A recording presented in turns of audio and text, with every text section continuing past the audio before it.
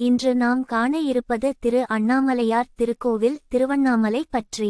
இத்திருத்தலத்தின் சிறப்புகள். காஞ்சிபுரம் சைவ சமய குரவர் எல்லப்பனாவலர் அவர்கள் இயற்றிய அருணாச்சல புராணம் என்ற நூலிலும், அருணை கலம்பகம் மற்றும் குமரகுருபரன் இயற்றிய சோண சைலமலை அருணகிரியாரின் திருப்புகழ் நூலிலும் விரிவாக காணலாம்.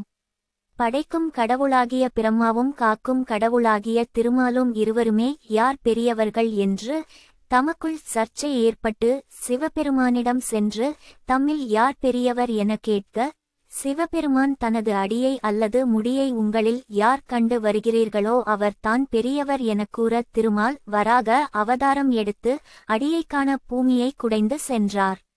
அடியை காண இயலாமல் சோர்ந்து திரும்பினார். பிரம்மன் அன்ன பறவையாக உருவெடுத்து சிவபெருமானது முடியை காண உயர பறந்து சென்றார்.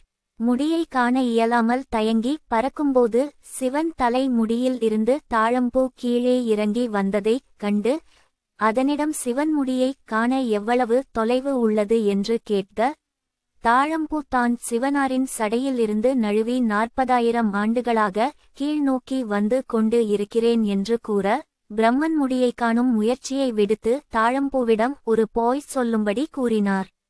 சிவபெருமனிடம் சிவன் முடியை பிரம்மன் கண்டதாக சாட்சி சொல்லும்படி கேட்டுக்கொண்டதற்கு இணங்க தாழம்பூ சாட்சி சொல்ல, முற்றும் உணர்ந்த சிவபெருமான் பொய் சொன்ன பிரம்ம தேவனுக்கு பூலோகத்தில் ஆலயம் அமையாதென்றும், பொய்ச்சாட்சி சொன்ன தாழம்பூ சிவ பூஜைக்கு உதவாது என்றும் சாபமிட்டார். திருமாலும் பிரம்மனும் தான் என்ற அகந்தை நீங்கிட உலகுக்கு உணர்த்த சிவபெருமான் அடியையும் முடியையும் காண முடியாத ஜோதி பிழம்பாக நின்ற இடம் திருவண்ணாமலை. அது மகாசிவராத்திரி நாளாகும்.